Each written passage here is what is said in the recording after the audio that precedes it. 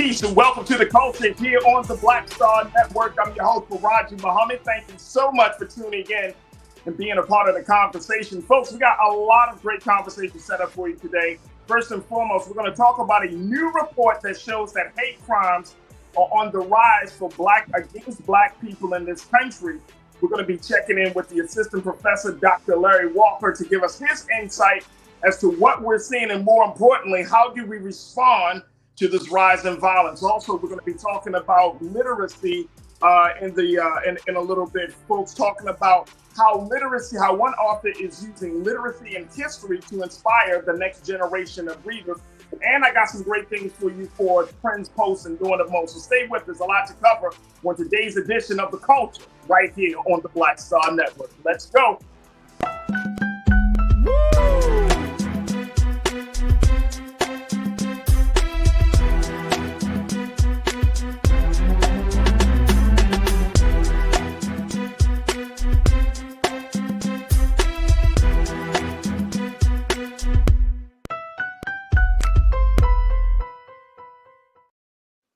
Folks, welcome to the culture here on the Black Star Network. I'm your host, Farajii Muhammad. Thank you so much for tuning in and being a part of the conversation. Happy Thursday, folks. Happy Thursday. Big shout out to my crew who's checking in on YouTube and Facebook. If you're watching us, make sure you tell all your friends and family about us as we're streaming live right now on blackstarnetwork.com and on Amazon News on your Roku TV. Folks, let's jump right into it as we have some big discussions ready for you. First and foremost, let's talk about a new report about hate crimes in America against Black people. This is coming out of the education and research arm of the Leadership Conference on Civil and Human Rights. Let me just share with you a little bit what this report has to say, as they're showing that there has been an increase of violence against Black people in this country, particularly around presidential elections. And there is a very real concern that as we embark on the next presidential election in 2024, the trend will not be slowing down. All right, let me just share this with you, folks. This is coming out of this report. This new report shows by the Education and Research arm of the Leadership Conference on Civil and Human Rights, they find that hate crimes in the United States hit record levels and surged during presidential elections. Now, analyzing the most recent available data collected by the FBI and local police departments, the Leadership Conference Education Funds report titled Cause for Concern 2024, The State of Hate, it reveals that hate crimes against racial, ethnic, and marginalized groups skyrocketed in 2021. According to findings in the report, in 2021, anti-Black hate crimes increased by 14%, anti-Hispanics or anti-Latino hate crimes increased by 35%, and anti-Asian hate increased by 168%. Wow. Here's the report, folks. This is the story that's coming out of the Griot. It is something to see that we are in a country that is supposed to be post-racial, a country that's supposed to be moving on from the very ugly past that this country was founded upon, and that we're supposed to be in a different place. But it doesn't seem to be the case when you're looking at this new report. I want to bring in my brother who serves as the assistant professor out of the University of Central Florida. We're always happy to talk to my brother, Dr. Larry Walker. Dr. Walker, thank you for joining us here on the Black Star Network on the Culture, brother. How are you this afternoon? I'm good, brother. Thank you for having me. This is an important topic. Absolutely. So first and foremost, Doc, what do you make of this recent report to say that these hate crimes are really looks like it's across the board, not just for Black people, it's for Asians and for Latinos, not against white people in this country, Doc? So what does that mean? What does that say to you? So I guess we can dispel that myth about reverse racism, right? So we can, let's get that. Right. Let's get that out of the way. But right. Listen, I would just say about this report in terms of what it's highlighting. I would say this water is wet. This is consistently what we've seen, since the first enslaved Africans was brought here in Jamestown, Virginia, over 400 years ago. So it's interesting in terms of percentage breakdown by racial ethnic group. You saw obviously Asian Americans in terms of that explosion in terms of what they deal with hate crimes, but that mirrors what we've seen on television and social media the last couple of years. So it's important. You talked about presidential elections, and we have to be crystal clear about the person from the Republican side who was the nominee in 16 and 2020, and that's Donald Trump. So we clearly know from a lot of rhetoric on social media, that's why he was banned from Twitter and various other social media platforms, not only because of disinformation, because of the racial animus he was spewing on a lot of these platforms. And we still see that now with Truth Social and whatever other press releases he puts out. So we have to also make this connection. What I'm trying to say is between white supremacy historically in this country and how minoritized groups are treated. And so once again, this report is really not surprising. And for Black folks, we felt this. We felt that we witnessed these interactions. We've heard these conversations with family members, and people have gotten so bold when it comes to, like I said, spewing a lot of this nonsense. When in the past they would have kept it to themselves. But since 2016 and Donald Trump been open about a lot of this racism, it's really empowered a lot of people, and that's why we're seeing this increase. One of the reasons why we're seeing this increase. So, and I would agree with you. And I think that, Doc, when we're looking at hate crimes, we got to get to the root of it, right? Is it just simply because one person is different from something else? Or is there something, as based on the work that you do, is it something deeper? Is it ideological? Is it political? Is it religious? What do you find to be at the root of this type of action, this type of crime? I think a lot of these issues are this country's refusal to acknowledge its own history. It's that saying, history repeats itself. This is a new phase of Jim Crow, and I think a lot of some Americans are beginning to wake up to that. So in terms of ideology, this is consistent with what this country, in terms of bringing the first enslaved Africans here, Jim Crow, and then post the Reagan era, etc., the Trump era.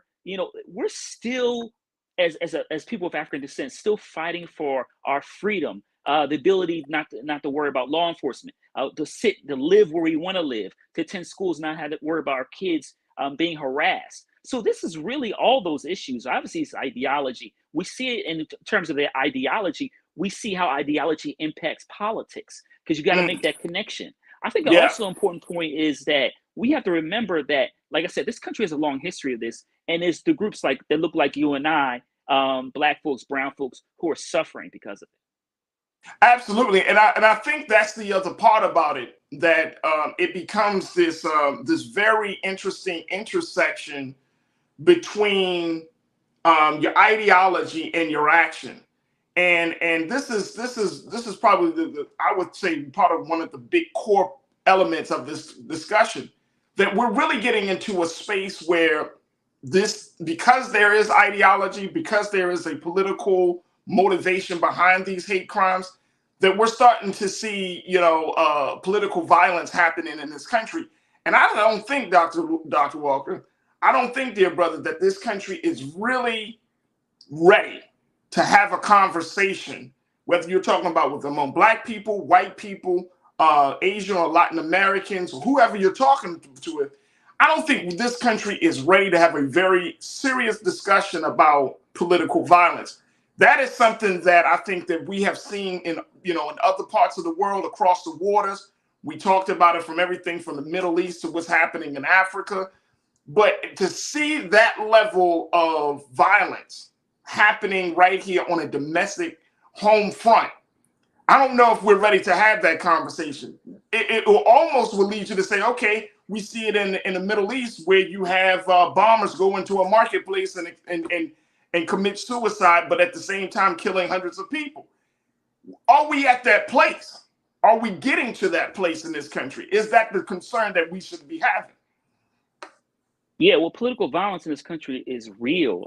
Political racial violence, certainly in terms of racial violence, I could talk about here in the state of Florida, the Coy massacre, which happened a little over 100 years ago. But that was political violence. We can look at what happened during the civil rights movement to prevent Black people from voting, grandfather clauses, etc. We could talk about the Red Summer of 1919, in which white folks went into Black communities and killed men, women, and children.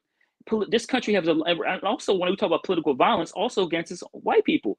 JFK, Abraham Lincoln. I think when we talk about political violence, we forget not only how it's impacted, specifically Black folks, but in terms of the violence we saw inflicted on, white political leaders. I could talk about Medgar Evers. So I think I agree with you that, I don't think folks are really ready to have this conversation.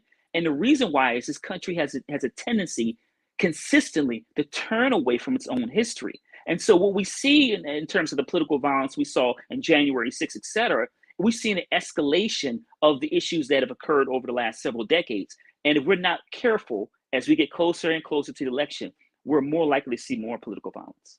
Folks, we're going to take a quick pause. When we come forward, I want to get your take on this as we were checking in with my brother, Dr. Larry Walker, out of the University of Central Florida, to talk about the new report that has come out, the report from the Leadership Conference on Civil and Human Rights discussing hate crimes in America, how there has been an increase in hate crimes, especially around presidential elections. What's your take on this, folks? Are you concerned? And if you're not concerned, or if you are concerned, rather, how should we move forward in handling this? Join us in the conversation. Post your thoughts on Facebook and on YouTube as we're streaming there. And of course, stay tuned. We got more discussion about this very, very serious topic right here on The Culture on the Black Star Network.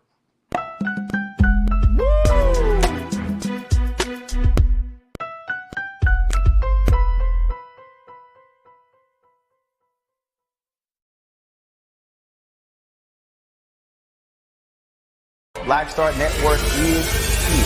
Oh, no punch! I'm real revolutionary right now. Thank you for being the voice of Black America. All momentum we have now, we have to keep this going. The video looks phenomenal. See, this difference between Black Star Network and Black-owned media and something like CNN. You can't be Black-owned media and be scared. It's time to be smart. Bring your eyeballs home. You dig? When you talk about blackness and what happens in Black culture, we're about covering these things that matter to us, speaking to our issues and concerns. This is a genuine people-powered movement. There's a lot of stuff that we're not getting. You get it, and you spread the word. We wish to plead our own cause.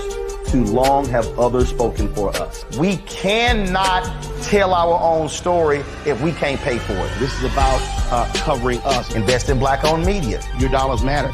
We don't have to keep asking them to cover our stuff. So please support us in what we do, folks. We want to hit 2,000 people, $50 this month, raise $100,000. We're behind 100,000, so we want to hit that. Y'all money makes this possible. Checks and money orders go to P.O. Box 57196, Washington, D.C. 20037-0196. The Cash App is $RM Unfiltered. PayPal is R Martin Unfiltered. Venmo is RM Unfiltered. Zelle is Roland@RolandSMartin.com.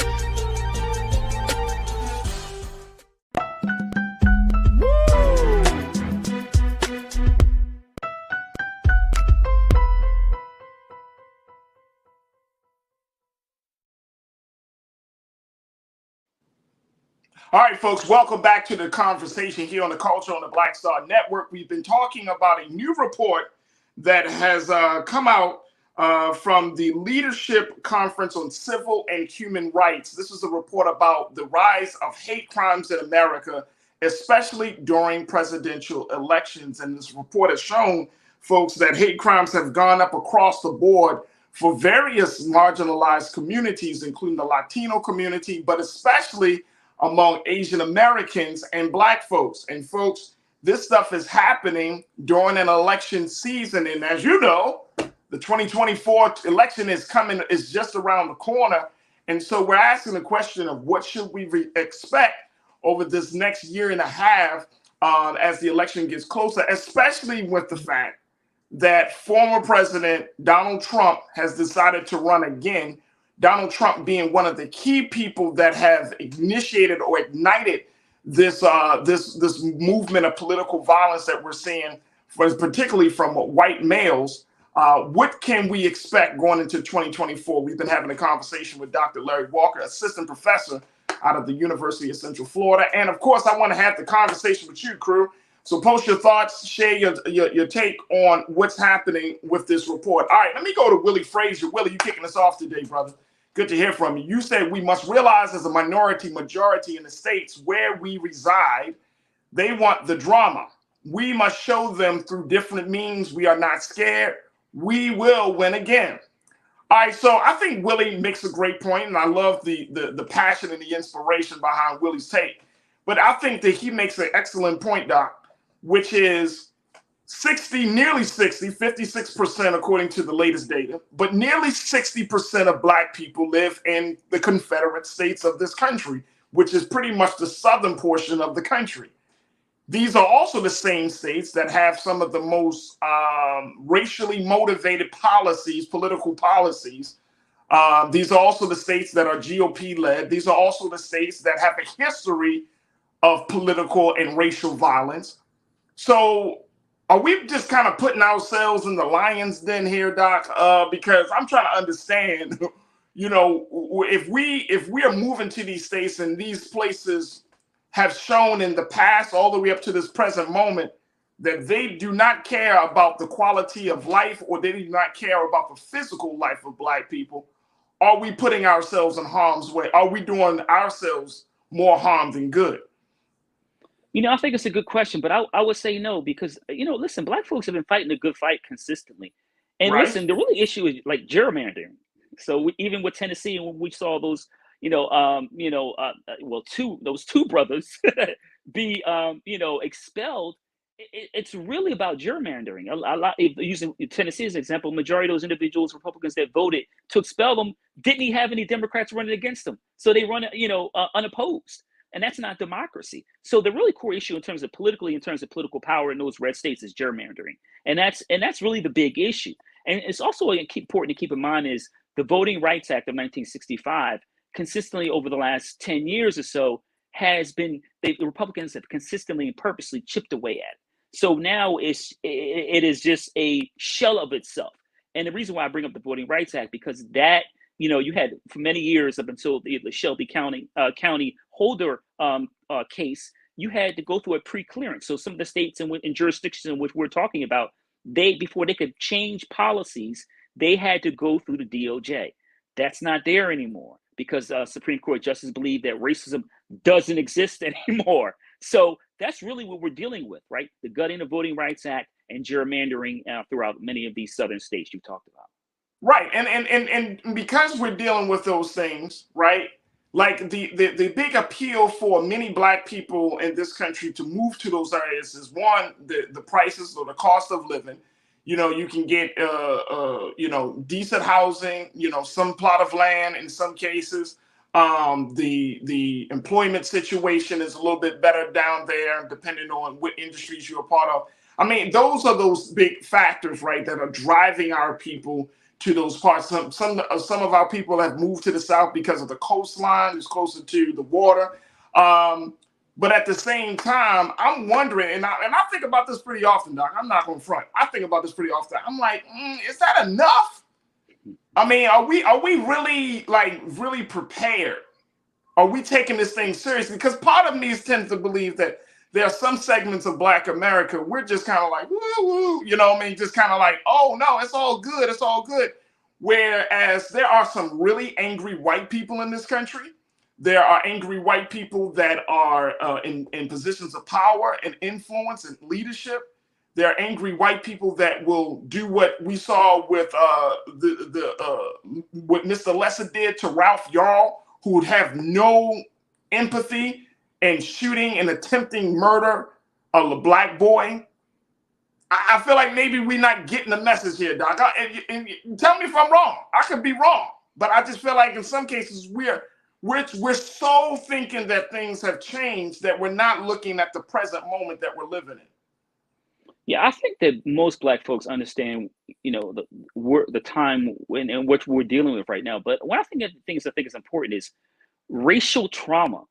So, we're constantly, throughout our lives, we're constantly dealing with these events in which Black folks have been killed. We're constantly dealing with racial trauma in the places we work, go to a supermarket, we're on vacation. So I think a lot of it, what you described, is Black folks understand, and in some cases we're just tired because it accumulates over a period of time. And like I've written about racial trauma in Black folks, and we experience it throughout our lives. And I think a lot of what we experience is just straight up exhaustion.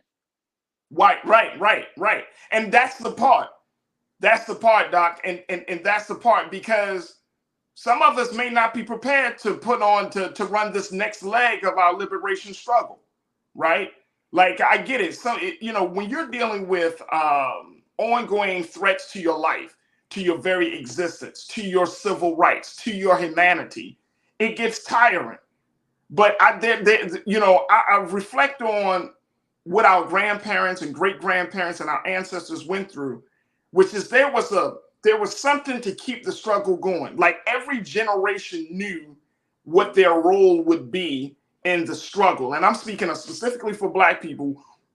From the time we were brought to the shores to this very moment, there's always been ways for us to be informed, to be empowered, to receive some sort of guidance on how to handle the time, how to handle those who oppose our rise and liberation, how to handle the systemic and structural racism.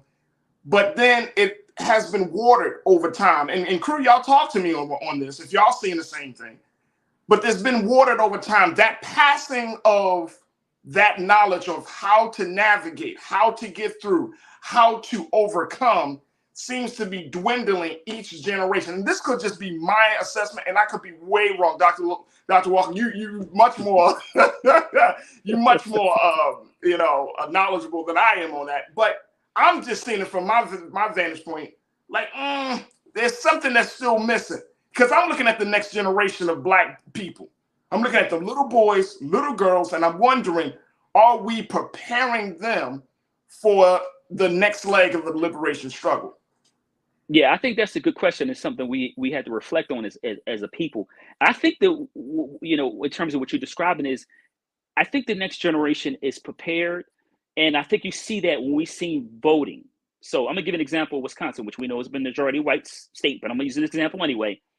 Or even Georgia, where we saw the last presidential election, Black folks came out and voted. So, and because they came out and voted, Donald Trump didn't get the White House. So I think that you're seeing the younger generations mobilize. You saw the Supreme Court did when it comes to reversing Roe v. Wade. So I think that they're galvanized, but I think the difference is every generation goes about doing it a little bit differently. So This generation's approach to dealing with political, social, civil issues is different than the generation before that and the generation before that.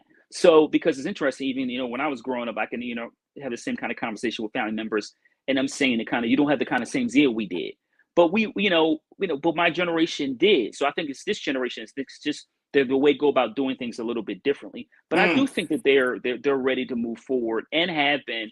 When we saw the last couple of years, young folks have been involved in a lot of this civil disobedience. We saw it just in Tennessee. Yeah. So with those brothers. So I think the generation is just, they do it a little bit differently. And you know what, to that point, brother, I have, as in my work of working with young people in Baltimore and across the country, I've seen that. But also in my work with those young leaders, when I talk to them and ask them, okay, has your family been involved in the movement? Have they been involved in the struggle? And guess what? They say no. Oh no, my family, this is like, nah, man, they never really got into activism like that. They never got involved in movement work. And it's like, wow. So we all also looking at first generation liberation workers, liberation warriors, right? At the same time, like, even though we have been exposed to some of the most brilliant examples of freedom fighters, from Dr. King to Malcolm X to whoever you want to pick in the past 50 to 60 years of this country, there's still I'm talking about this current generation right now, the young people, college age students, 20-year-olds and some 30-year-olds, they're like first generation freedom fighters.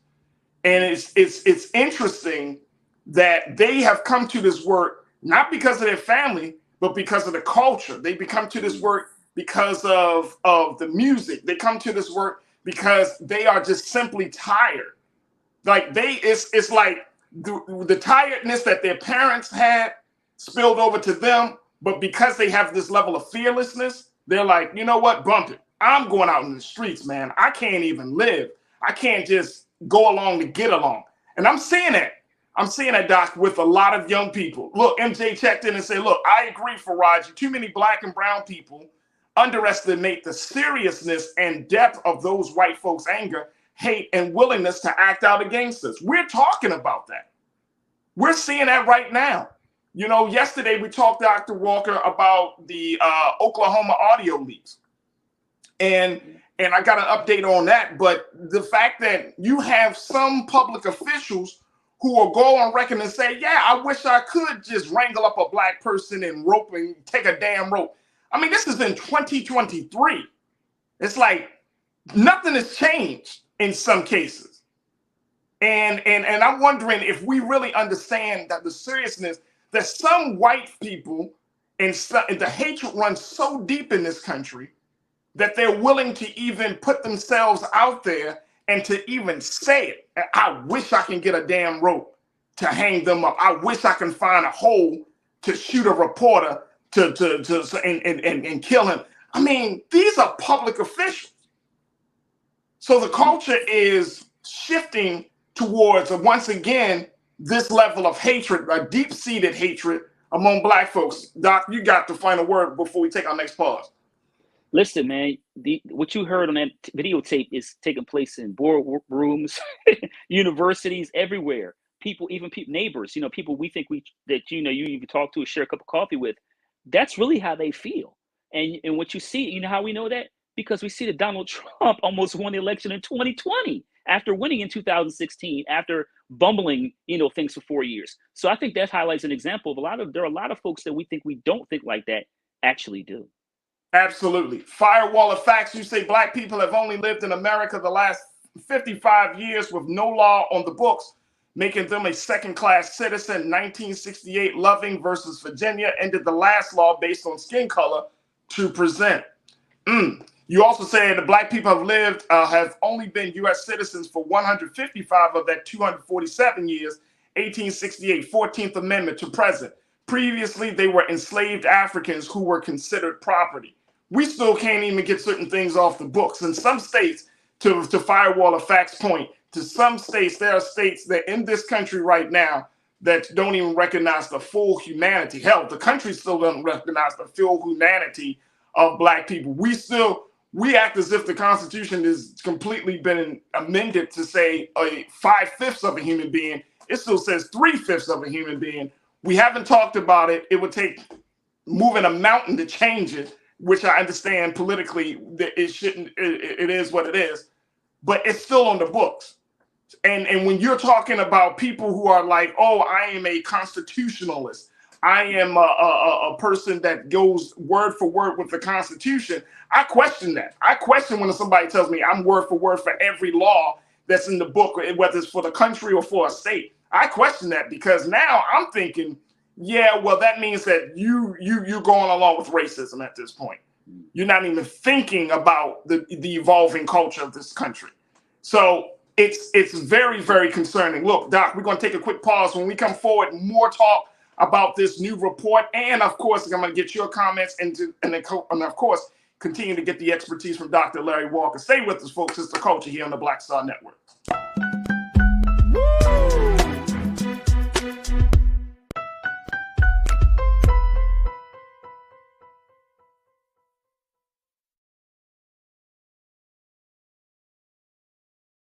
Hatred on the streets, a horrific scene, a white nationalist rally that descended into deadly violence. White people are losing their damn minds. As an angry pro-Trump mob storms the U.S. Capitol, we're about to see the rise of what I call white minority resistance. We have seen white folks in this country who simply cannot tolerate black folks voting. I think what we're seeing is the inevitable result of violent denial. This is part of American history. Every time that people of color have made progress, whether real or symbolic, there has been what Carol Anderson at Emory University calls white rage as a backlash. This is the rise of the Proud Boys and the Boogaloo Boys. America, there's going to be more of this. Here's all the Proud Boys, guys. This country is getting increasingly racist in its behaviors and its attitudes because of the fear of white people. The fear that they're taking our jobs, they're taking our resources, they're taking our women. This is white fear.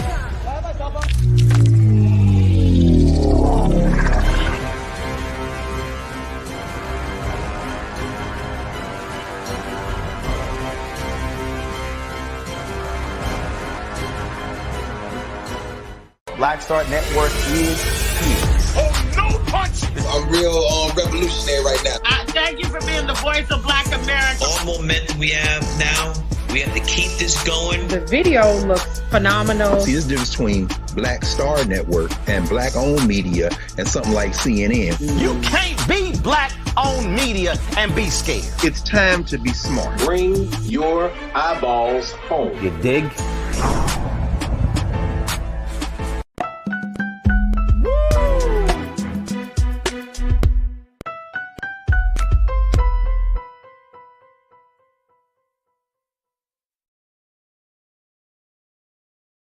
All right, folks, welcome back to the show. We've been talking about a new report that's come out from the Leadership Conference on Human Rights and the Leadership Conference on Civil and Human Rights, talking about the rise and increase of hate crimes in America, especially during presidential election. That is the cover of the report, The Cause for Concern 2024, The State of Hate. And folks, I'm trying to sound the alarm here. I got my brother, Dr. Larry Walker, who is the assistant professor out of the University of Central Florida. We're sounding the alarm here that there is something that we need to take a look at. This is part of the problem as to why we're not seeing the progress that we need to be made. There are active efforts, and I think, Dr. Walker, you would agree with me, there are active efforts and forces in this country that's preventing the rise of Black people. And I'm going to go as far as to say it's not just about the ballot box. It's not just about the vote. The sister that the Leadership Conference president, Miss Maya Wiley, she talked about this report. She's the CEO of the Leadership Conference Education Fund. She talks about this report. And she said, quote, let's put the second quote on the screen, please, Keenan. She said, it would be wrong to not take this data and recognize that we have to assume it will increase again in this election cycle, and that we have the opportunity to get out ahead of it, to prepare for it, and to reduce it. Now, I agree with her. Dr. Walker, how do we start that process? How do we not just talk about it, but truly prepare for it, and prepare for it in a way that we can reduce it? Well, this is the big DOJ-ish, challenge. But let me say, since I mentioned the DOJ, that the Office of Civil Rights is led by Kristen Clark. She's done a phenomenal job holding individuals, whether it's law enforcement, correction officers, police officers, corrections officers, et cetera, responsible for their actions. So it certainly starts with the DOJ at the federal level.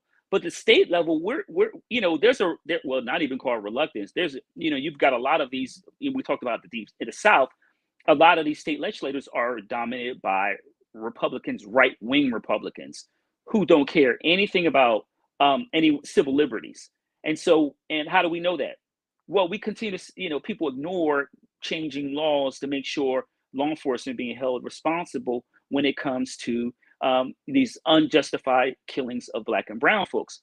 I might also add, in terms of caring about violence per se against minoritized groups, and also how states are ignoring that, is they refuse to do anything about these gun laws, because we know disproportionately that Black communities are hurt or impacted by these loose gun laws. Just in the for instance, state of Florida, the governor just recently signed within the last week and a half a permitless bill when it comes to guns that will take effect July 1st. A permitless bill for guns? Wait a minute, let me just hold on, wait a minute. In the state of Florida, you heard me right.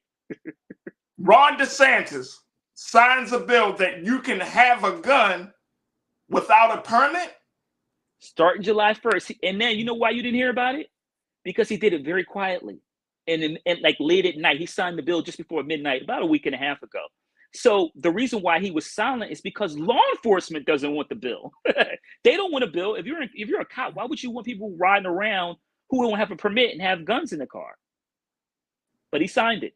So it takes effect July 1st of this year. So that means that you can be in possession of a gun don't need a permit in a state that stands your ground law originated and was born from. Yeah, and that's code red for black folks. Code you got stand red, your ground, brother. And then you got permitless because you don't know who's carrying. So I'm driving my car, I'm getting some gas. Maybe you got a problem with my car. Maybe you got a problem with the way I look, or maybe a problem with my very existence. And all you have to do is walk up to me. And look, I'm from Philly, so I'm I lived in Baltimore and DC. Right. So forget the terminal degree stuff, right? So right. If you come up to me and say something, my first response is going to be to come back and say, hey, listen, is everything okay? But when you have these stand your ground laws and these loose gun laws, I have to be reflective now as a black man to make sure if someone it comes to me and is aggressive, that I'm really going to have to be very careful. Because once again, I don't want to end up on a poster, and I don't certainly want to have you on my show talking about, remember from, Dr. Walker used to be on this show. He was a victim of some, white supremacists. I don't want that to happen. I have a family.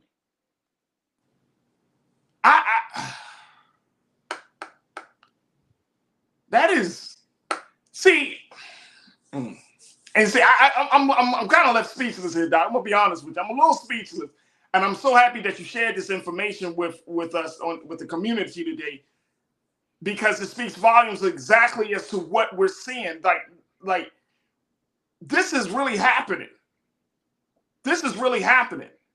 And, either we as black folks get into our heads that this is really happening, or we're going to continue to have these conversations, these circular conversations, these victims conversations, these conversations about the wildness, the craziness of white people. This is really happening, folks.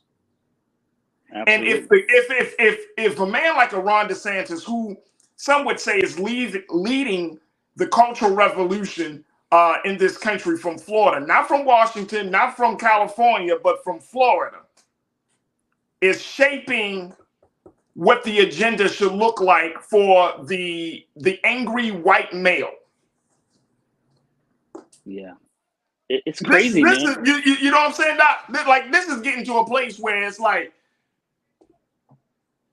see, and this leads to my next question, because this leads to my next point, brother. And I'm so happy again that you brought this up, because I know for me, I didn't hear about this, and I'm sure that some of our folks, our crew members, didn't hear about this. The National Urban League, they put out a report earlier this week, talked about democracy in peril. I'm sure you know about it. And it talked about social issues like banning books, that's a threat to democracy. Banning Black history is a threat. They talked about climate change and some of these other things, but not much on violence outside of the violence in our neighborhoods. But I'm talking about this level of violence, structural, where it comes from the governor's hands, or political violence that we saw on January the 6th. It wasn't as much on that level of violence. And now, if we're opening up the conversation to that should be, this political violence against Black people and Black people interests should be one of the top things. Because my sister Maya Wiley, she pointed us out in her statements about this report that we're talking about. She said, organized hate. Let me just make sure I got my sister's view correctly. She said, organized hate is a threat to democracy. And I'm going to go as far as to say, I understand my sister from saying that. She said, no, organized hate is trying to wage war on our democracy. Organized hate is waging war on our lives. Like, if we keep putting this situation in a political context, a political space where it's like, oh no, we got to get certain people into office. No. It ain't about getting certain people into office, because I don't give a damn about an office if the governor is allowing people to carry guns. Like you said, as a Black man, you're not thinking about your degrees. You're not thinking about your political commentary. You're thinking about your life. So organized hate is trying to wage war on our lives. And I'm saying organized hate, if it comes down from the governor's office, that means it is essentially going to be empowered and emboldened for white men, white women, or those who have hatred in their hearts for anybody outside that's different from them, it's going to embolden them to take acts. And guess what? Those acts will not suffer the consequences. They won't feel the full brunt of justice against them, especially in a state like Florida. Doc, help me here, brother. Help me. I'm trying to make sense of it. I'm trying to process it. Listen, you navigating it as we have this, like you said, we have these conversations is really important. But I got to tell you, man, when I describe Florida as the right-wing capital of the United States. Right. Because it is creating a template that other conservative right-wing states are adopting. Texas, Idaho, etc. You see DeSantis, whatever right-wing policy, higher education, anti-gay bills, whatever it is, it's been replicated throughout the United States. And so we're in a new era of reconstruction, basically. And listen, I know we have Black folks at very powerful federal, state level, various state levels, and powerful positions, and few in corporate America and education, etc. But we're in it right now because, and I first of all, we talk about the study you just highlighted. That study is consistent with the DOJ has described in terms of the statistics they put out in terms of hate crimes. And to his credit, President Biden has talked about this a lot. VP Harris has talked about it a lot. We saw her in Tennessee, was it last week before last? So to credit to the administration in talking about it and DOJ taking steps, like I said, through the Office of Civil Rights.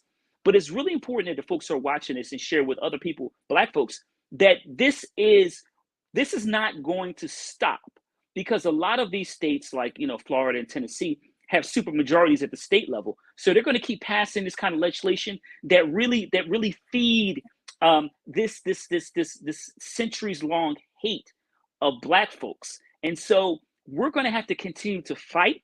There is no let up, and we're in this together. But we got to make sure, like you would talk about the new generations, that they have the necessary skills to fight this war. Absolutely. We got to take a quick pause. When we come forward, more conversation as we talk about the state of hate, the big report that has been released, and more importantly, talking about the impact that it has on Black folks, how we're going to respond. Stay with us, folks. The conversation continues here on the Culture on the Black Star Network.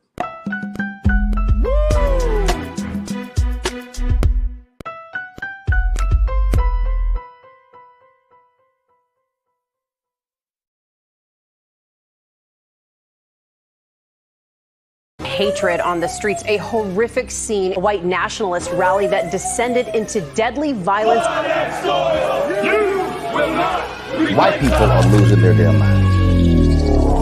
As an angry pro-Trump mob storms the U.S. Capitol, we're about to see the rise of what I call white minority resistance. We have seen white folks in this country who simply cannot tolerate Black folks voting. I think what we're seeing is the inevitable result of violent denial. This is part of American history. Every time that people of color have made progress, whether real or symbolic, there has been what Carol Anderson at Emory University calls white rage as a backlash. This is the rise of the Proud Boys and the Boogaloo Boys. America, there's going to be more of this. Here's all the Proud Boys, guys. This country is getting increasingly racist in its behaviors and its attitudes because of the fear of white people. The fear that they're taking our jobs, they're taking our resources, they're taking our women. This is white fear.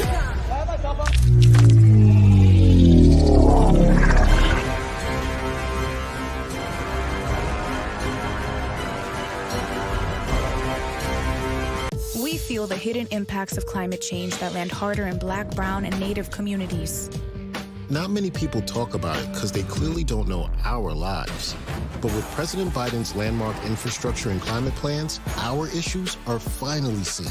Removing lead pipes means we know our water is safe.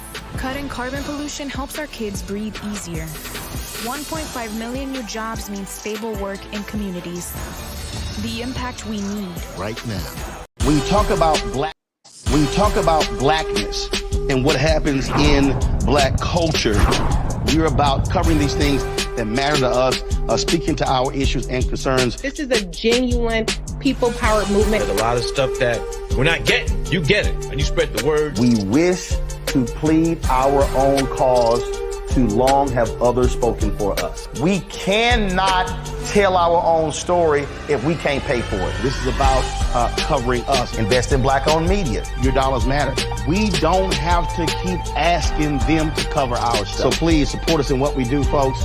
We want to hit 2,000 people, $50 this month, raise $100,000. We're behind 100,000, so we want to hit that. Y'all money makes this possible. Checks and money orders go to P.O. Box 57196, Washington, D.C. 20037-0196. The Cash App is $RM Unfiltered. PayPal is R Martin Unfiltered. Venmo is RM Unfiltered. Zelle is Roland@RolandSMartin.com.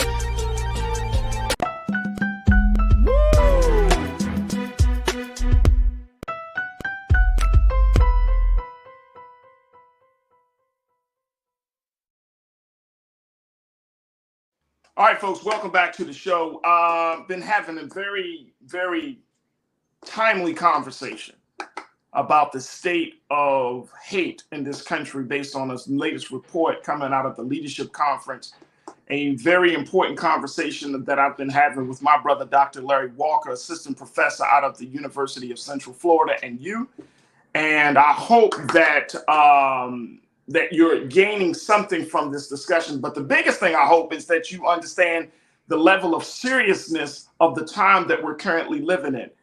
Johnny Davis, you checked in, bro. You said most groups don't think about democracy. They think about themselves. It's not always done violently, but it's a different type of violence, which is subtle but effective. Right, right. Look, I get it that we want to put everything in this space of democracy, and I'm going to bring my brother, Dr. Larry Walker, back into the frame.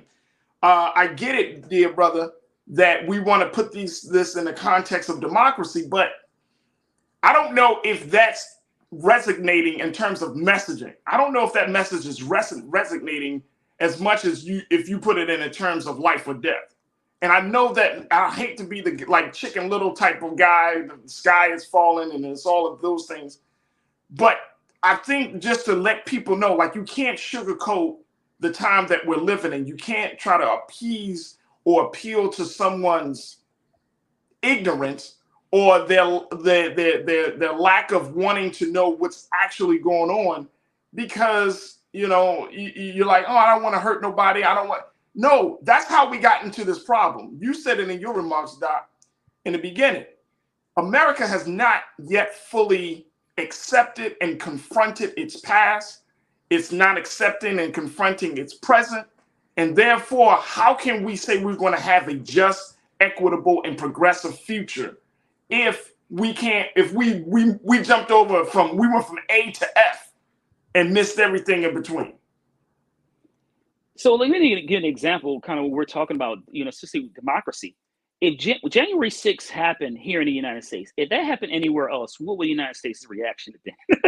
Right. We would be calling on, you know, we'll go to the United Nations, and call for a formal inquiry to find out what is happening in this unknown, unnamed country. What happened right here in the United States, which was, kind of cradle of democracy. But our democracy is in peril. You know, and January 6th, in many respects, reminds me, like, we talk about, earthquakes. And so it was a significant tremor. And it is a tremor, but it's not whatever the highest category is for earthquakes. So it was a significant tremor. The point I'm making is it could be far more violent and certainly more polarizing. And in terms of the impact it has on our society and our democracy, can be far more significant if we don't pay attention. And once again, I'll give credit for DOJ for prosecuting many of those individuals who were involved in the insurrection. They should continue to prosecute them as they name them, identify and name them. But once again, that is a 5-alarm fire. It is a warning sign that our democracy is not healthy. And if we don't continue to address our history, then once again, it's the point you're making. You talked about earlier, that how can we possibly prepare for the future if we don't understand where we came from and where we are today? That's very real, brother. That's very real. Jawan, you checked in. You said this kind of hatred has always been around, but 8 years of a black man in the White House increased the hatred, and Trump gave it a bullhorn. And that's fine. That's all fine. I get that. And Juwan, I'm glad you brought the point up. I get that. But now we're going into 2024, Dr. Walker. We're a year and a half out, or a year and some change out from the next election. And guess what? Right now, as it stands, even though Ron DeSantis has been on the leader or the front lines of the cultural movement for conservatives and for white supremacy and all that stuff, you know, Trump is still considered to be a viable candidate. And I was reading that there are donors who are not happy with how DeSantis has handled some other state issues. And right now, you know, Trump is actually getting supported while he is up for, I mean, he's been indicted already. Right. And will be indicted. And it's not like it's the only obstacle, legal obstacle he's got to deal with. He's also been accused of rape. That trial. He's accused of rape. He's been accused of fraud. He's of course, we know his connection with the January 6th situation. His case in Georgia is still yet to happen, right? I mean, but people are getting, and I'm talking about big money donors are still giving money to this guy, backing him, telling DeSantis, hey man, you don't look like the guy that we need. We're kind of gonna have to roll with Trump on this one. So how do black people in this country, how do brown folks in this country, how do voters in this country reconcile the insanity of that, and then say we're going to have a just election process, we're going to have an election period without violence? Like, this is really happening. Yeah, I would argue we've never had a just society. You talk about the history. Voting Rights Act was passed in '65. I mentioned earlier, in '68 we had the Fair Housing Act. Those signed by LBJ considered the Great Society programs. But if you use '65 as a marker, you could highlight that was the end of de jure segregation. So when people talk about racism in the country, that's 50, 60 years ago. You can argue that black folks have only had less than 60 years or so to overcome centuries of obstacles. So in terms of where we are right now, you talk about DeSantis. You're right. A lot of articles in New York Times, et cetera, are suggesting that donors are pulling back because he's to the right of his own donors, which is crazy in itself, and certainly is benefiting Trump. But either one of these individuals, whoever gets the nomination, is a threat to democracy. And so, I think it's going to be Donald Trump because, DeSantis hasn't been announced yet, and his poll numbers are plummeting. So I think that, you're going to find that Donald Trump will be the nominee, but he's probably going to, by then, he's probably, like you said, the special counsel, Georgia, what's happening in the state attorney in Georgia, he's going to have been indicted and probably had multiple, court cases, already in the legal system. I got to laugh from crying, brother, because I cannot believe it. This dude can get through all of this stuff and people are still putting money on it. And that speaks volumes about where we are in this country. And people get mad. If I even make the hint, Dr. Walker, hey man, if Trump is on the ballot, y'all gonna vote? Can we have a very serious conversation? Because some people are like, well, if he gets back in, look at the state of this country. Look, it's not like that we haven't been voting. It's not like we haven't been involved in our communities. I'm talking about black folk. It's not like we haven't appealed to the DOJ for justice. It's not like we have haven't done all of these steps that everybody has been saying, well, maybe y'all should try this. Maybe you should try that. Maybe you should do this. But the one thing that we have not fully done is remove ourselves from the process. That's the one thing that we have not done en masse. Yes, there's a segment of our people that's done it. There's another segment here, another. But I'm saying en masse, the one big thing that we have not done, and I see some of y'all quoting the Bible, talking about the Hebrews and God and everything. But the one thing that God said is what? Come out of her, my people. The one thing we have not fully done is removed ourselves from the process. We don't know what the future may look like with that. And I understand there's fear with that.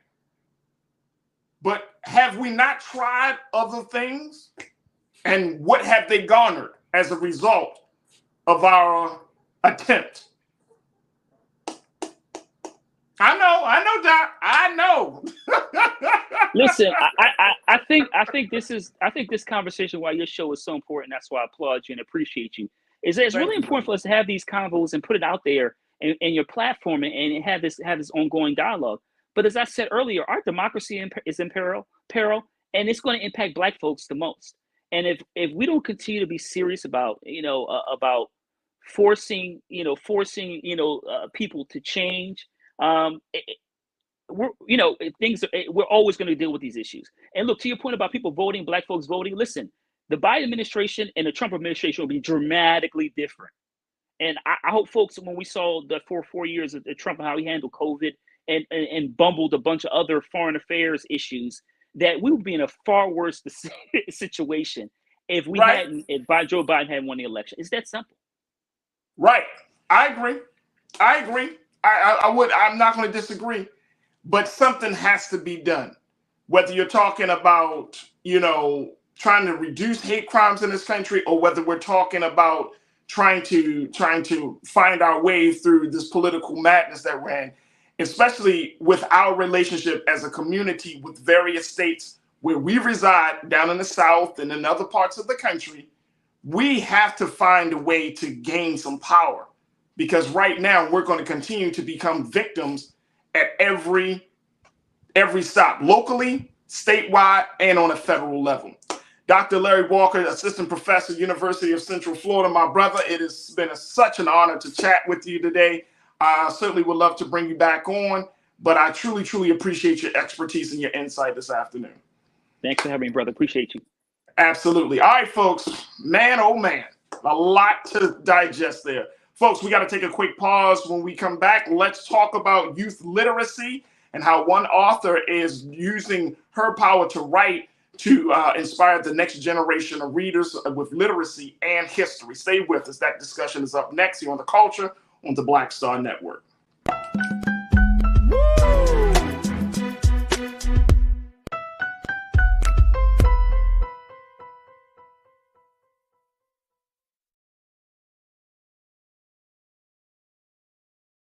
Folks, Black Star Network is here.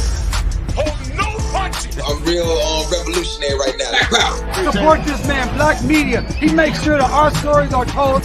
Thank you for being the voice of Black America, Roland. I love y'all. All momentum we have now, we have to keep this going. The video looks phenomenal. See, this difference between Black Star Network and Black-owned media and something like CNN. You can't be Black-owned media and be scared. It's time to be smart. Bring your eyeballs home. You dig? Pull up a chair. Take your seat. The Black Tape. With me, Dr. Greg Carr, here on the Black Star Network. Every week, we'll take a deeper dive into the world we're living in. Join the conversation only on the Black Star Network. Hi, I'm Dr. Jackie Hood Martin, and I have a question for you. Ever feel as if your life is teetering and the weight and pressure of the world is consistently on your shoulders? Well, let me tell you, living a balanced life isn't easy. Join me each Tuesday on Black Star Network for A Balanced Life with Dr. Jackie. We're all impacted by the culture, whether we know it or not. From politics to music and entertainment, it's a huge part of our lives, and we're going to talk about it every day right here on The Culture with me, Farajii Muhammad, only on the Black Star Network. I'm Deborah Owens, America's Wealth Coach, and my new show, Get Wealthy, focuses on the things that your financial advisor and bank isn't telling you, but you absolutely need to know. So watch Get Wealthy on the Black Star Network.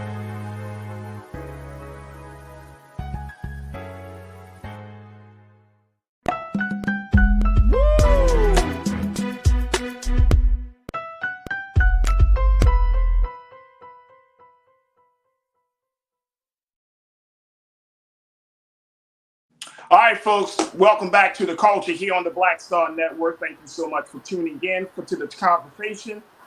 Make sure that you're doing your part to support us here at Black Star Network. Go to the website at blackstarnetwork.com. And more importantly, continue to share the information and let people know we are rocking and rolling with this digital media platform. All right, I want to have another conversation. We're going to switch gears a little bit because that was such an enlightening discussion that we just had with Dr. Larry Walker, and I truly appreciate my brother for checking in. But I wanted to have a conversation about literacy and history, how one author is doing her part to inspire the next generation of readers about the work that she's doing.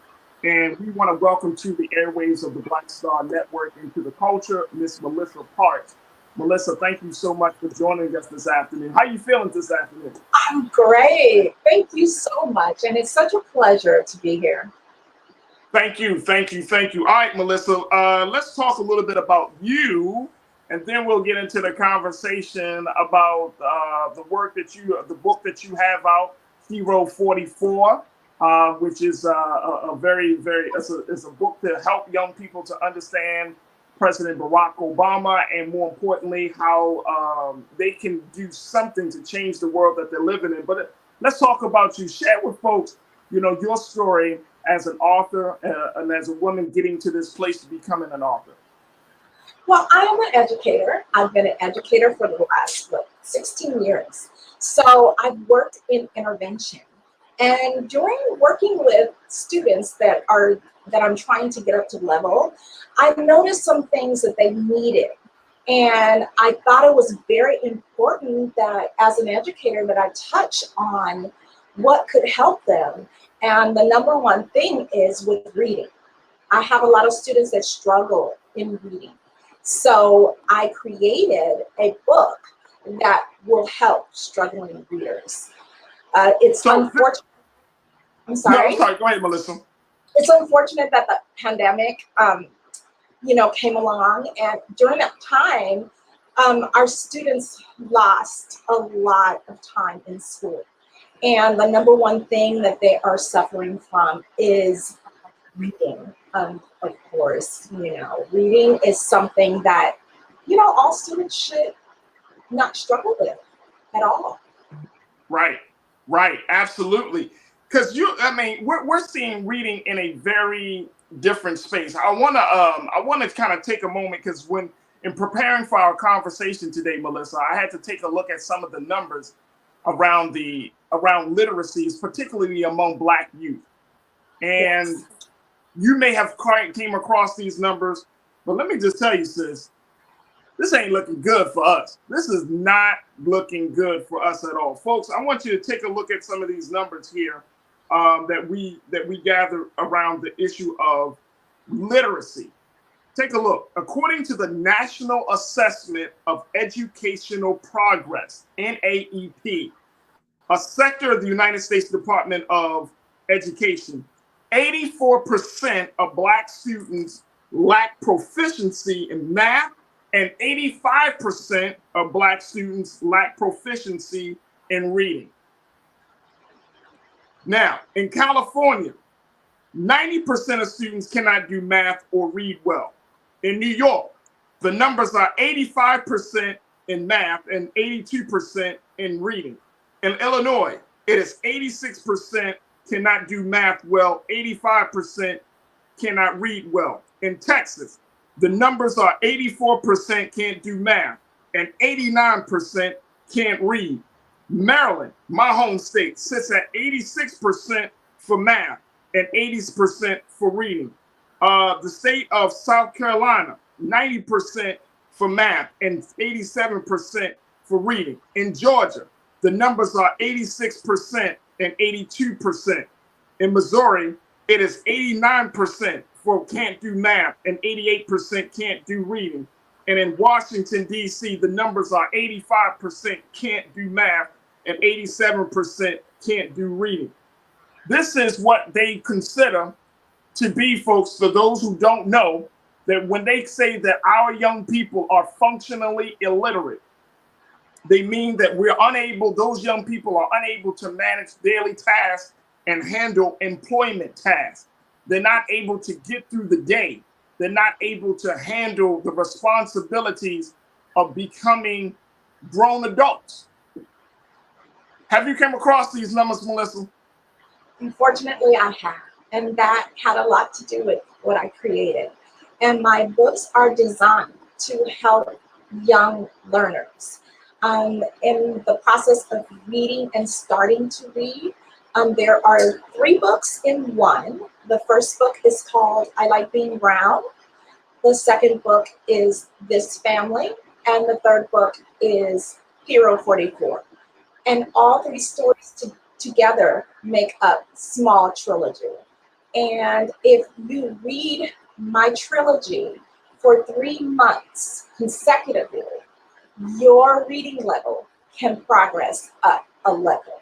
So the I Like Being Brown is the preschool book, and This Family is the kinder book, and Hero 44 is the first grade book. So if you read my book consecutively for 3 months, you can improve your reading level. And I mean, that's the thing. Because when we're finding out, Melissa, that we are at an 80% plus in terms of reading level, that we can't do math, we're functionally illiterate. Look, man. I don't think it's, and I hate to be a conspiracy theorist, but when you see these numbers, it almost makes you want to ask the question, is this by design? That in some of the states where we are the highest population, that our children can't read proficiently. Is this by design? Do you feel that way as an author, as an educator? Do you feel like, you know what?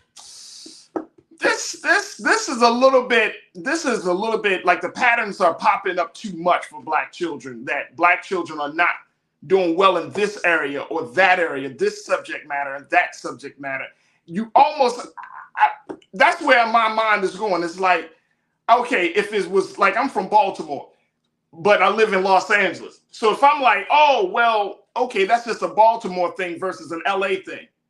But it's not. It really isn't. It's a Maryland thing. It's a California thing. It's this thing. It's that thing. And it's like, at the end of the day, you're like, this almost feels like it's intentional. Yes. And I would have to agree, because you and I used to be students ourselves, and we did have, I'd say, access to educators who helped us to learn how to read. And it's unfortunate, but our students today are not getting that same opportunity. Right. So talk to us about, like, you have your books, which is like a step-by-step process to getting a student from one level to another reading level, right? Was this because of your education background? Like, what was the real inspiration for you to break down your reading system like this? Yeah, it was definitely because I work in intervention and I see the students struggling, and I kind of pinpointed where they were struggling at as far as reading goes, and I just use that to help me create my trilogy. Right. I want to, Keenan, I think we have some shots of the book, of the covers of the book. I want folks to see it, because this is the work that our sister is doing. There we go. Boom. I Like Being Brown by Melissa Parks is an opportunity, and it's a resource that folks can definitely use to get their child to a reading level. Look, I know we got to take a quick pause. Melissa, when we come back, I want to get your take on how we value literacy in the Black community, right? You're from Carson, California, based upon your bio. You know, you understand that in South LA, for example, there are resources that there, and then there's some resources that are not there, right? Like in a lot of Black communities across this country. So how do we make sure that we create a space to encourage our children to become proficient readers? And I want to get your take on that. We can talk about it from the community side, and then certainly talk about it from the parental household side. So we'll have that conversation up next. Folks, we want you to join us as I'm checking in with educator and author Melissa Parks She talks about her book, and more importantly, talking about inspiring youth through literacy and history. Stay with us. It's a culture right here on the Black Star Network.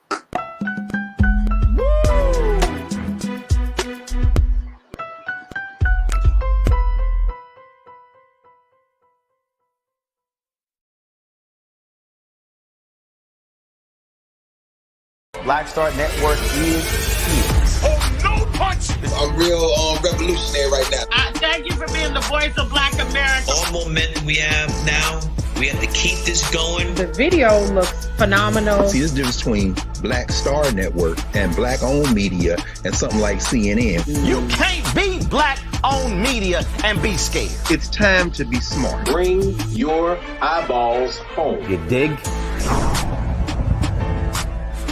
When you talk about blackness and what happens in black culture, you're about covering these things that matter to us, speaking to our issues and concerns. This is a genuine people-powered movement. There's a lot of stuff that we're not getting. You get it, and you spread the word. We wish to plead our own cause.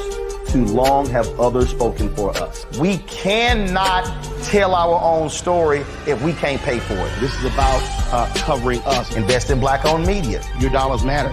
We don't have to keep asking them to cover our stuff. So please support us in what we do, folks.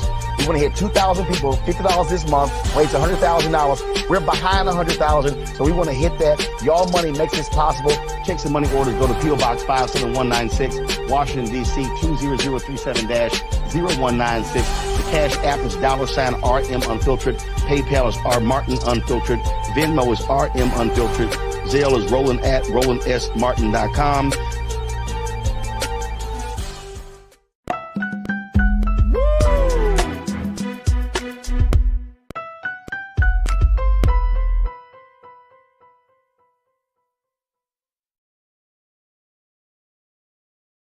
All right, folks, welcome back to the culture here on the Black Star Network. I'm your host, Farajii Muhammad. We've been checking in with educator and author Melissa Parks as she's been talking to us about her books that she's been putting out to help the next generation of young readers, of young people, to be inspired to become proficient readers by using history and other cultural incentives. Melissa, it's always good to see you once again. And I'm glad that we're having this conversation about the importance of literacy. But I want to kind of delve a little deeper, because you're an educator. You've been doing this for a while. You've talked to parents. You know what the dynamics of community are like. How do we make sure that we do put literacy at the top of the priority list in terms of community values, right? When I was growing up, we had a library. I didn't have to travel to the library.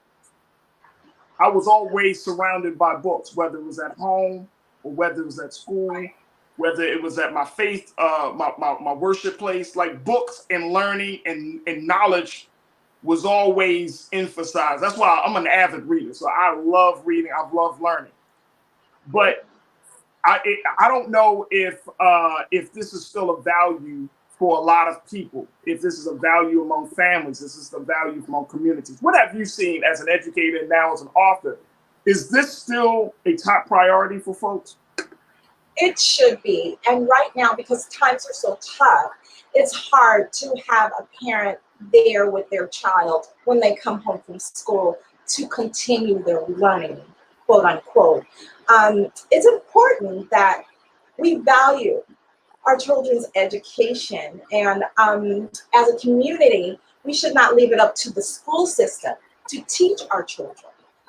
When they come home, it still should be continued. And me, as wait a minute, hold on, Melissa, hold on. You can't be dropping jewels like that, sister, and then just moving on. Can't do that.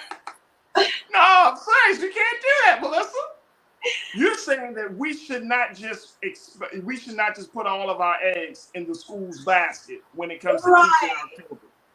Yes, wow. Parents. Wait a minute, hold on. Now, even if you have great Black teachers, great educators who may not be Black, but just great educators, that's still not enough. Yes, I really feel that a child gets the most education at home. So it doesn't matter if you have a one-parent home or a two-parent home. As long as the parents are involved in the children's education, it really makes a difference. Like I said, me as an educator, I can almost tell who studies at home, which student studies at home with parents. I mean, it comes out so vividly because they're, on top of things, they're on top of their tasks. I mean, I only have to maybe coerce them just a little because they're being taught at home. And the majority of my students are not. They're not, and it shows. It really does. But I totally get it because this is a hard time for everybody. We have a lot of parents that, like I said, work all the time trying to make ends meet. So it leaves our kids at a disadvantage.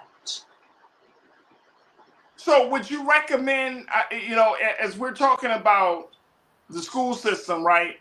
Yes. Do you take the approach that the school system has failed Black youth in the areas of math and reading proficiency? Recently, yes, I do agree with that because I see the numbers. I see the numbers, and it's really, really disheartening to me. But it probably only takes one person to get positivity going, and I really feel like I'm that person. So that's my next venture. I want to start incorporating how it is so important for students to have a connection with their parents and to learn more at home.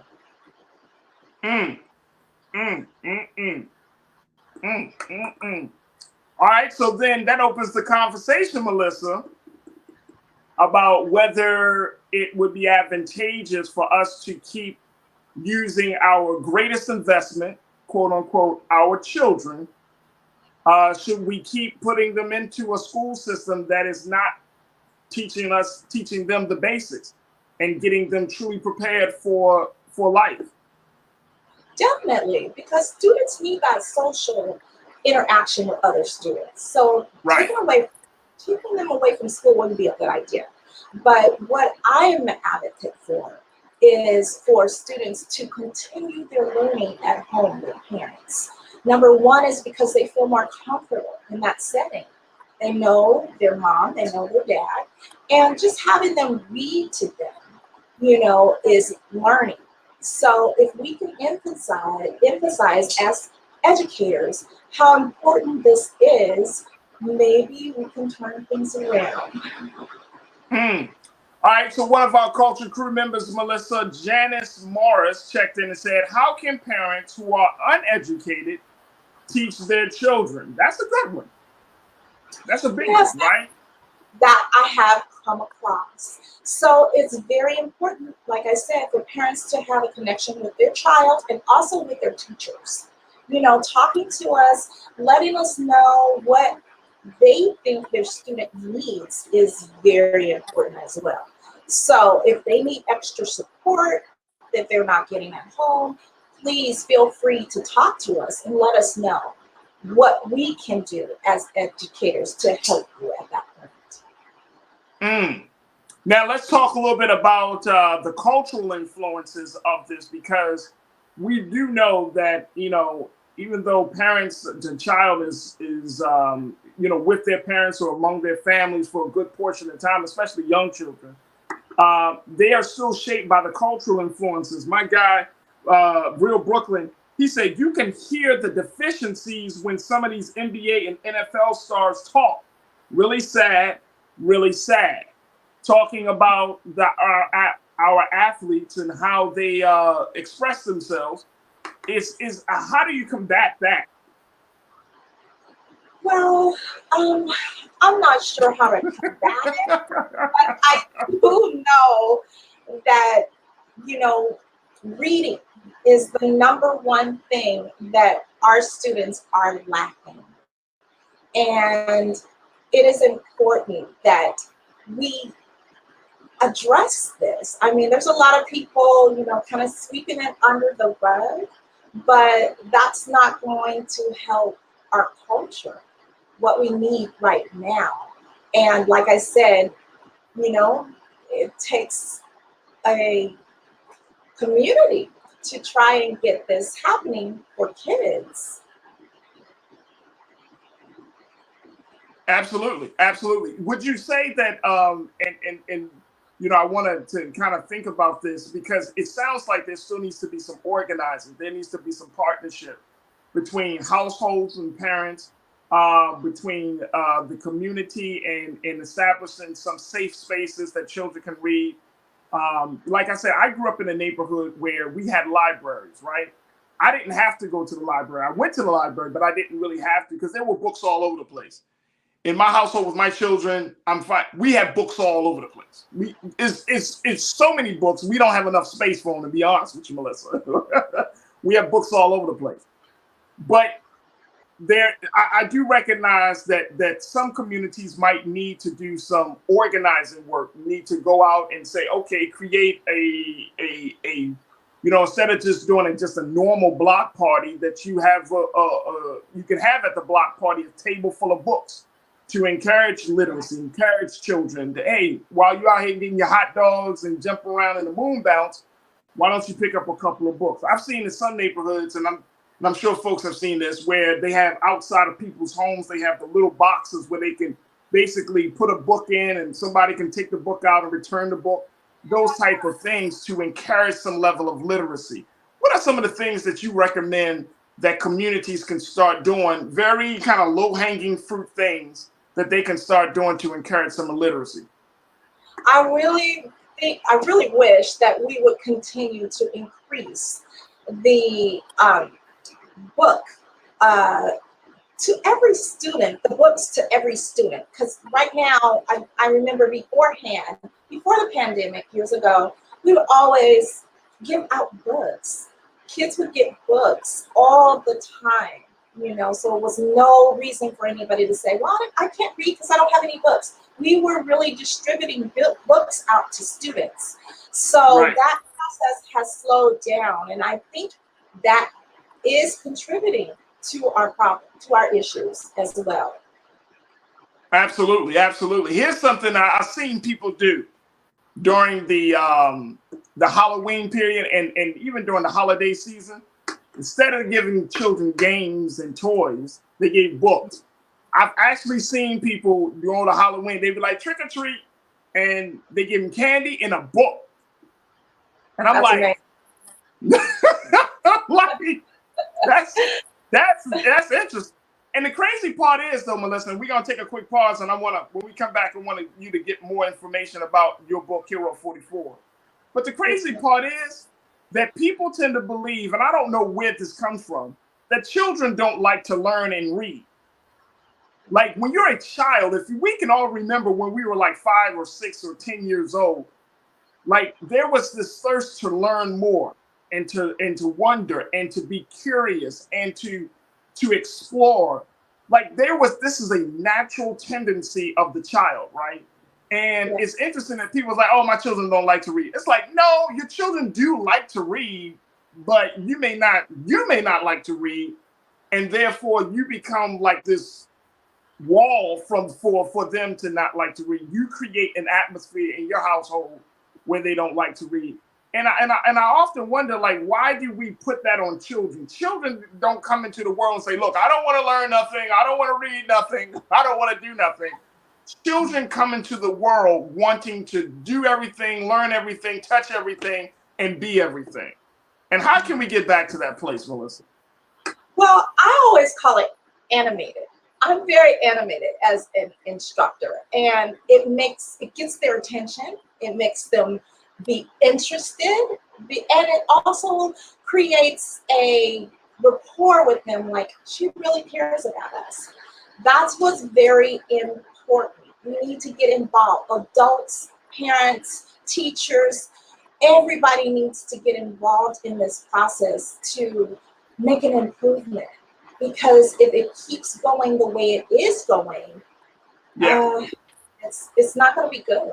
Not good at all. Absolutely. Not at all. Not at all. Look, we're going to take a quick pause. When we come back, we'll just get some final remarks from you. talk about your book, Hero 44, and giving people an opportunity to support the work that you're doing, Melissa. And, of course, continue to share some thoughts from our online culture crew. So, folks, stay with us. It's The Culture here on the Black Star Network.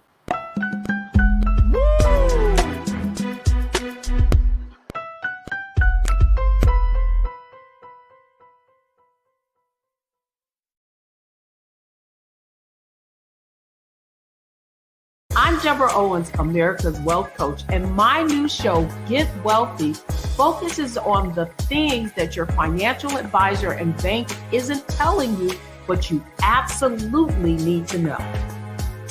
So watch Get Wealthy on the Black Star Network.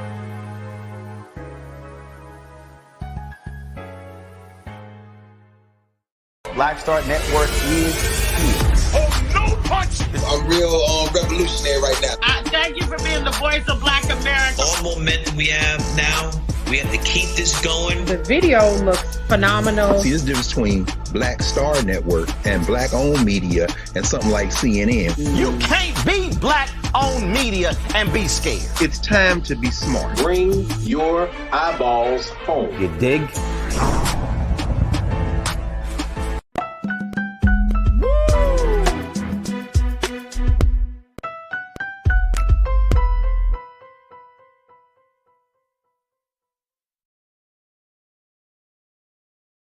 All right, folks, welcome back to the show. We've been checking in with educator and author Melissa Parks, as she's been talking to us about literacy, inspiring youth through literacy and history. And Melissa is an author who is looking to change the conversation and the dynamics about reading and making sure that it's becoming easier for Black youth in particular to make it through the steps to becoming more proficient in literacy. Melissa, we got a final few moments with you, and I truly, truly appreciate you for joining us and having this conversation because of the great work that you're doing, putting some great information out there, great content out there. I wanted to kind of take a final few moments to share some of the work that you're doing, especially around that book, Hero 44. That's an interesting book. This is a book about former President Barack Obama. Yes. I think a lot of people know who he is, right? Yes, they do. And I'm so glad they do. All books are directed toward the Obama family. And I chose to write a book about them because, of course, personally, I'm very, very, I admire them so much, for what they accomplished as a Black couple. And there was a lot that happened behind the scenes at the White House, but we never saw that side. We always saw the positive side. And it takes a lot of humility for that to happen. And I just admire them both for that. And Hero 44 is one of my favorites out of all three books because it definitely, I don't want to be a spoiler if you haven't read the book yet. But it definitely tells us how outstanding our first lady and a president, it's very educational. I'll just put it like that without telling you about it. Is Hero 44, and is this for what age group, Melissa? Hero 44 is the first grade book. So, first grade book. Like I said before, I Like Being Brown is the preschool book. This Family is the kinder book, and Hero 44 is the first grade book.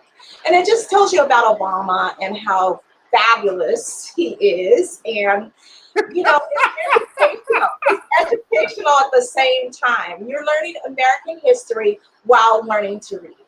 So, right. Yeah. Right.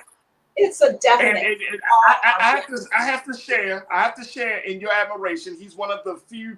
If I had to choose like a lot of people that I would love to chat with, it would be President Obama. He's on the list for me as well. So I get it. I totally get it. Actually, it would probably be Michelle. Yeah. How about both of them? I think it would have to be like both of them, right? But they are powerful couple that we definitely should teach our little ones about. Yeah. Yeah, absolutely. When we're talking about this this book and to any other new projects or new resources that you put out there, are you thinking about just what's your thought process? Is it like, okay, I'm going to write a book for first graders, or is there something else that you include in that process? Well, I think it's important that when we're learning about history, and also we're learning about culture. So I put both of those together to create the trilogy. It's not only for Black and Brown students, it's also for all students. This teaches everyone, that's in preschool. I understand that preschoolers learn from rhyming. So all three of my books rhyme, just to get the kids' interest. Because going back to what I said before, you have to be animated. You gotta get those kids' attention for them to be interested in reading in the first place. So my book kind of grasps their attention and they want to, yes. Absolutely. One of our online culture crew members, Melissa Nicole Spicer, she said we have to remember that learning extends beyond the classroom. Learning extends beyond the classroom. I agree with Nicole wholeheartedly. How do we do that on a first grade, second grade, in the elementary school level? How do we take that to the next level? We read with our child. If they're not reading to you, you're reading to them. Reading is one of the ways to help your student learn more. A lot of people will possibly disagree with me, but in the years of teaching, I've learned that reading is very important to your learning. Is it? And I'm not trying to put one is better than the other, but is reading more important than math? Or is it just like both are in the same space, they're kind of equal?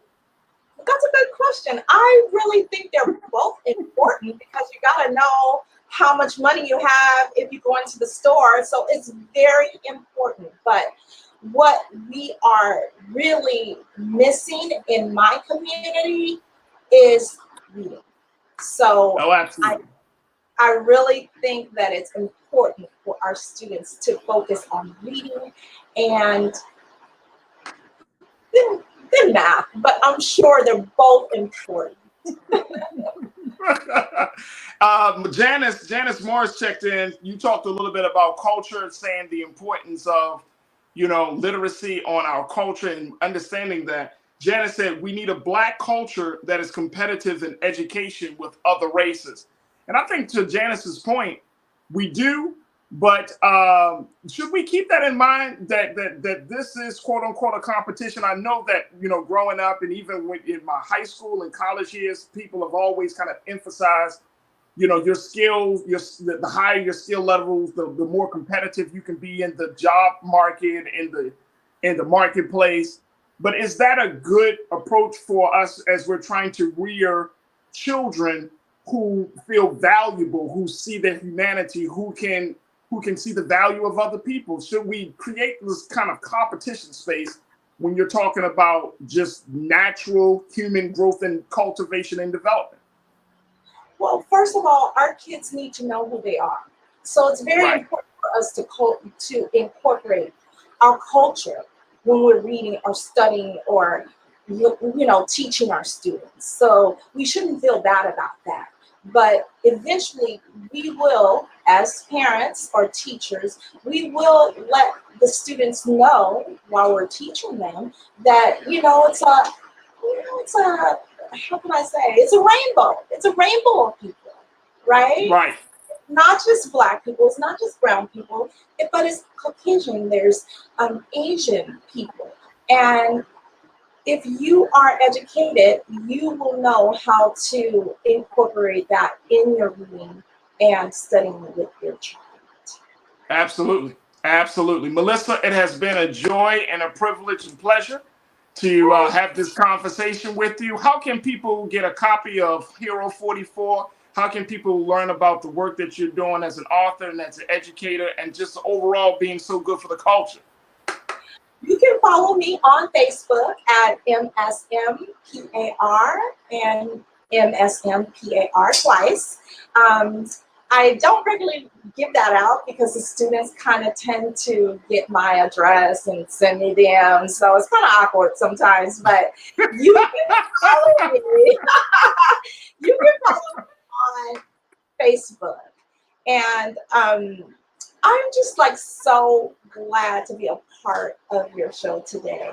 And I was listening in, when I signed on, and I noticed that you were talking about how important it is to, understand what we're going through right now with the, how can I say it in a nice way? But as an educator, I think we should be teaching our youth as well about this issue. And that's another thing I'm going to be focusing on as an educator, to incorporate that emotional, social learning into their life. Huge. Yes. I love it. I'm gonna tell you, I'm a student of studying human behavior and human nature. I love sociology. I'm a student of emotional and social intelligence, the importance of that. That's my son is 9 years old. I tell him, son, you can get great grades, but if you're a terrible human being that's not in tune with who you are and not in tune with other people, it doesn't matter. And I truly, truly believe this, and I know some people may disagree, but I truly believe that we're moving into a space right now, Melissa. This is a whole different conversation. We ain't got enough time for this, but I truly believe that we're moving into a space where if you do not have a high social and emotional intelligence, right, and that you don't have a different consciousness to combat all of the BS that we've been taught over the years, then you're not going to be able to survive. That you're not going to be able to be considered a quote unquote critical thinker, because your intelligence is not able to withstand against all of the lies and all of the propaganda. So, social emotional intelligence is high up on the list for me when dealing with my children, because I want you to know what you're feeling, how you're feeling. I want you to know how to articulate that, and more importantly, how to resolve that, to do that level of self-regulation that is so important. If you want to be truly successful in this world, you got to do that. It can't just be on meritocracy by itself. It's got to be on your ability to know how to be a great human being. So I'm telling you, I love this stuff. I'm so proud of you. I love your passion and I love your show. I appreciate that. Thank you so, so much. Melissa Parks, who is an educator and author, she hails out of the great city of Carson, California. She's doing the great work of being an educator and being a part of the solution. Folks, make sure y'all follow Melissa on her Facebook page. And most importantly, make sure y'all support her in purchasing her books. There you go. My man Keenan got it right. There she is, right there, Melissa Parks. So make sure y'all support her as she's been doing the great work. And she's being so good for the culture. Thank you, Melissa. We look forward to reconnecting soon. Thank you. Such a pleasure. All right, bye-bye.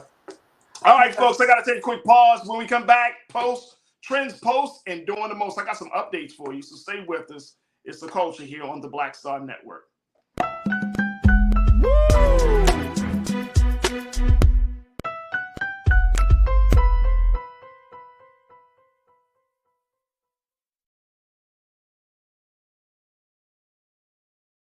Folks, Black Star Network is here. Oh, no punches! I'm real revolutionary right now. Support this man, Black Media. He makes sure that our stories are told. Thank you for being the voice of Black America, Roland. Stay black. I love y'all. All momentum we have now. We have to keep this going. The video looks phenomenal. See, there's a difference between Black Star Network and Black-owned media and something like CNN. You can't be Black-owned media and be scared. It's time to be smart. Bring your eyeballs home. You dig? Pull up a chair. Take your seat. The Black Table with me, Dr. Greg Carr, here on the Black Star Network. Every week, we'll take a deeper dive into the world we're living in. Join the conversation only on the Black Star Network. We feel the hidden impacts of climate change that land harder in Black, Brown, and Native communities. Not many people talk about it because they clearly don't know our lives. But with President Biden's landmark infrastructure and climate plans, our issues are finally seen. Removing lead pipes means we know our water is safe. Cutting carbon pollution helps our kids breathe easier. 1.5 million new jobs means stable work in communities. The impact we need right now.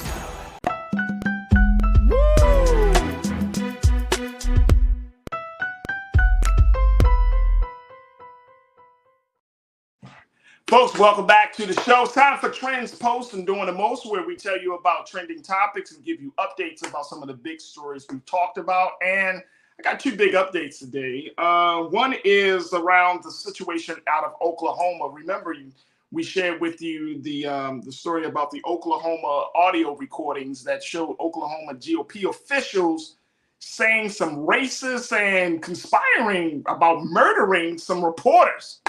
They were talking about racism and wanting to wish they could hang and lynch black folks again, and then talking about killing a reporter and their sons and their family members and throw them into a ditch. I'm not even making this up, folks. This just happened earlier this week. Well, the office of the Oklahoma governor, Kevin Stitt, who is a Republican, said it has received a letter, folks, of resignation from one McCurtain County Commissioner, Mr. Mark Jennings. He has officially resigned. As he has heard on those recordings, his letter stated that he was resigning immediately and that he would issue a formal statement, quote, in the near future regarding the recent events in our county. What the hell are you going to say, Mr. Jennings? I mean, seriously, you're on the tape. You said it. You said it. I synced it. You said it. According to Mr. Jennings, if you remember if you did have a chance to listen to the tape, Ken, take let's do quote two.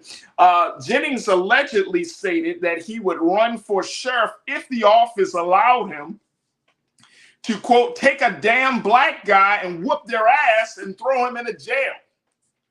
He said, well, it's not like that anymore, according to another GOP official, Oklahoma GOP official heard on the tape, Mr. Clardy. Jennings replied, I know. Take them down to Mud Creek and hang them up with a damn rope. But you can't do that anymore. They got more rights than we got. Ooh, really? We got more rights than white men have in this country. Wow. Wow. Yeah, that guy, he resigned. But folks, it's like one of these situations. Yeah, they could step down from a position of power, but the mindset is still there. So you gotta like rid the whole. It's like there's the stench in the room. You gotta rid the whole room of the stench.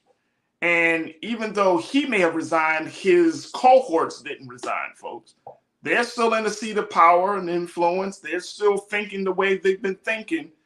And I'm not very confident that this one resignation is going to shift the conversation. So we will see how Oklahoma, the state of Oklahoma, deals with this. This, again, is with Oklahoma GOP officials, political officials, and law enforcement officials in Oklahoma County, McCurtain County, who is saying some racist things on tape. So that's one of the big updates for you. Also, let me give you another update very quickly, folks. Ahmaud Arbery's mother wants to meet with 16-year-old Ralph Yarrow and his family. This has come out as a result of what has happened to our little brother Ralph. And Ahmaud Arbery's mom, according to the reports, take a look at this here, folks. Wanda Cooper Jones, she tells us she has told her attorney, Mr. Lee Merritt, who is also the attorney for the Yarrow family, that if he could broker a face-to-face so that she can lend the Yarrows some moral support during this difficult time, as she went through something similar. She said Lee thought it was a wonderful idea, and the wheels are already in motion for a sit-down between them in the near future, although it's unclear exactly when it will take place. we didn't mention it yesterday, but I'll mention it today, that as a result of that tragic situation that could have been truly fatal, we thank God that he's been with our little brother Ralph in recovery. The doctors have said that he is miraculously recovering, well considering the situation that he was in. The other part of it is that as a result of that tragedy, the Yarl family was able to raise $3.2 million. Yeah, folks, $3.2 million. They created a GoFundMe, and they were able to raise that amount of money. Of course, that will cover the expenses for little brother Ralph. And also, it will also, they're talking about putting a lot of that money away, because Ralph, who is interested in going to college, that they plan to use that money to cover the cost for tuition and any other therapy that little brother Ralph and the family, his immediate family, will need. So for those of you who may have donated something to the Yarl family, just thank you for your donation. But that is a tragic situation. But we're going to see how Ahmaud Arbery's mom, hopefully that meeting will take place whenever brother Ralph is able to make that meeting. And more importantly, that we continue to hold them in prayer and surround them in support, because sometimes that tragedy, and I can just only imagine for Ahmaud Arbery's mom, Miss Wanda Cooper, to hear about this story and not think of the tragedy that her son, who was just doing the simple thing of jogging through a neighborhood, only to be gunned down out of hatred from 3 white men. So we have to hold that family in prayer and continue to give them the strength. But it's a beautiful thing that she wants to lend her moral support to the family and to little brother Ralph. So big shout out to her. And of course, we're continuing to pray for the recovery of brother Ralph Yarl. All right, folks, that's going to do it for me. I truly, truly appreciate each and every one of you. If you just tuned in to The Culture for the first time, or this is your first time, checking us out on the platform, welcome to the Black Star Network. We've had a very, very positive discussion about everything from politics. We talk about the culture from many different angles. So we welcome all of our new watchers. Make sure y'all go to our website today at blackstarnetwork.com. Again, it's blackstarnetwork.com. Download the app for free. I downloaded it on my phone. It's very simple. It's very easy. We don't charge you any money, because why? We want you to support us, and we want you to help us to build this platform that Brother Roland has started. So your support we're asking for financial donations for you to give something as we are building out this digital media space. So again, blackstarnetwork.com. Make sure that you check out all of the great content.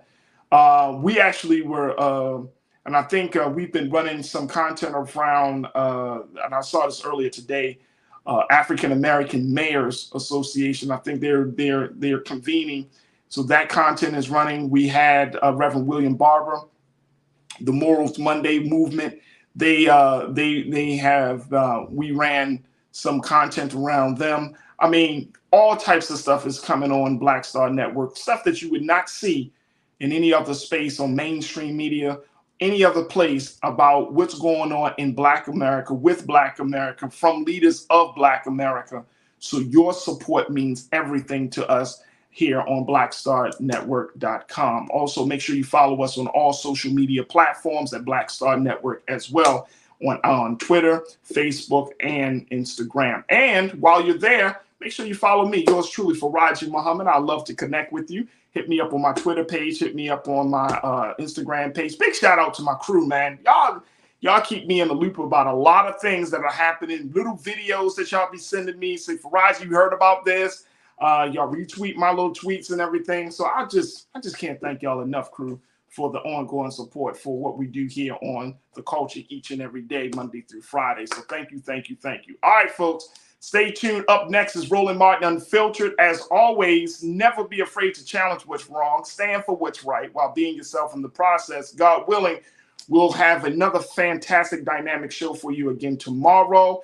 And we look forward to connecting with you soon. So thank you so much for tuning in to The Culture right here on the Black Star Network and, of course, on Amazon News. Looking forward to chatting with you tomorrow. Peace.